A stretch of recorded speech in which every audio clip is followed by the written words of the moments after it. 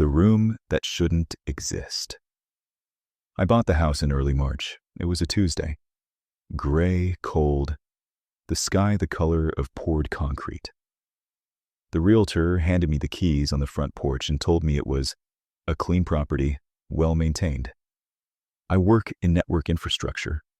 Most of what I do comes down to distance, routing, and tolerance, knowing exactly how far something can go before it stops working the way it should. I don't trust estimates. I don't trust anything I haven't measured myself. The house felt larger in person than it had in the listing photos.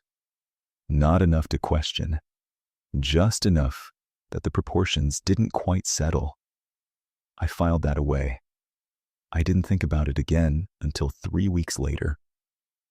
It started because I needed to run an Ethernet cable. I don't eyeball distances. I measure everything. So I pulled out the floor plan the realtor had given me, grabbed a tape measure, and started walking the second floor, checking the drawn dimensions against the actual walls. The numbers lined up. Hallway, correct within half an inch. Main bedroom, exact. Bathroom, linen closet, guest room, all consistent. Then I reached the east end of the hallway.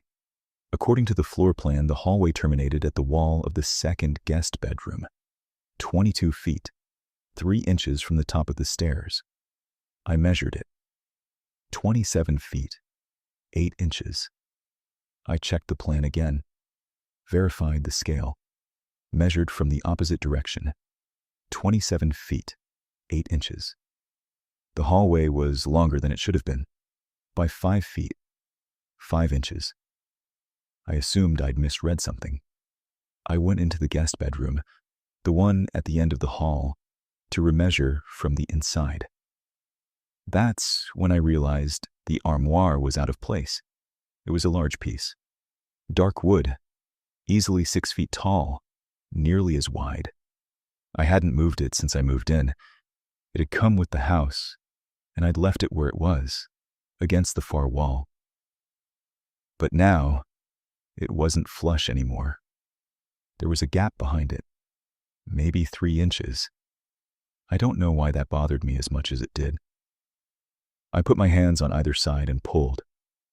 It scraped against the floor, heavy, resistant, louder than it should have been in the quiet of the house. It took more effort than I expected to shift it even a foot. Behind it was a door. It matched the other doors exactly. Same off-white paint, same trim, same brushed nickel handle.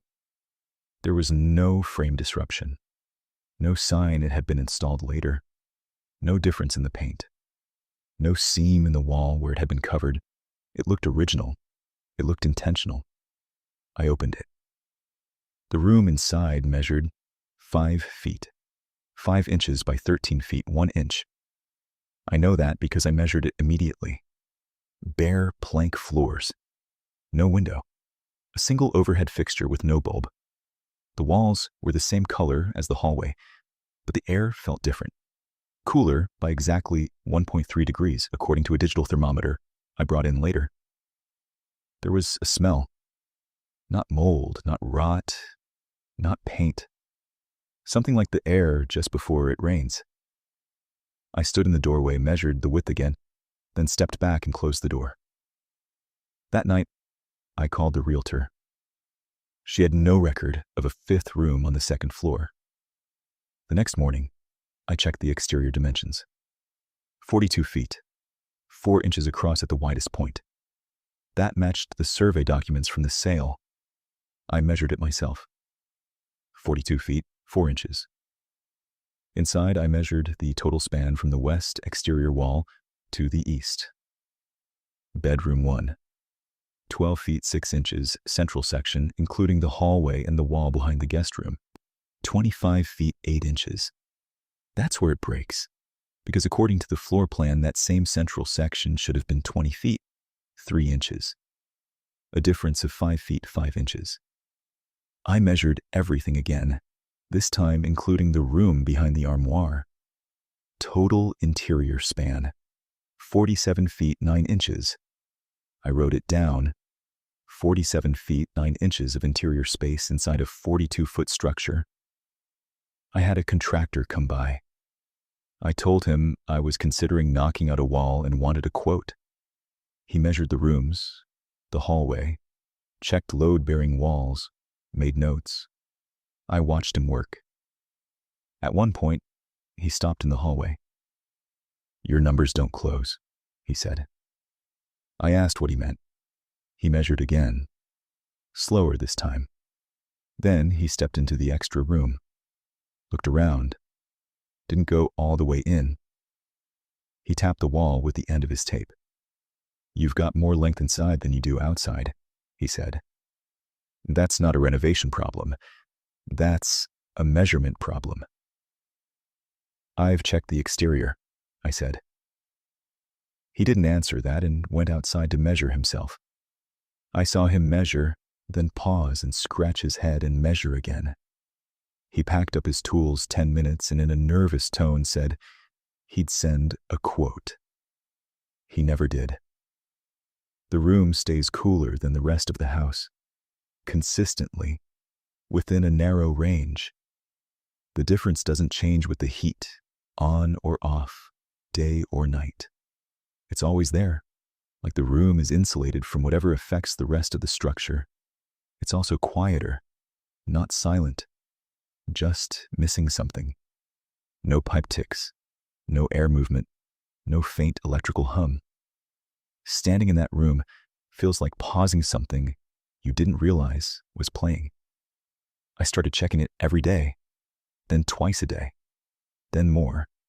I told myself I was tracking it, documenting changes. What I was doing was waiting for something to be different. The first change was measurable. I had marked the back wall the day I found the room, a pencil line at floor level, flush with the baseboard.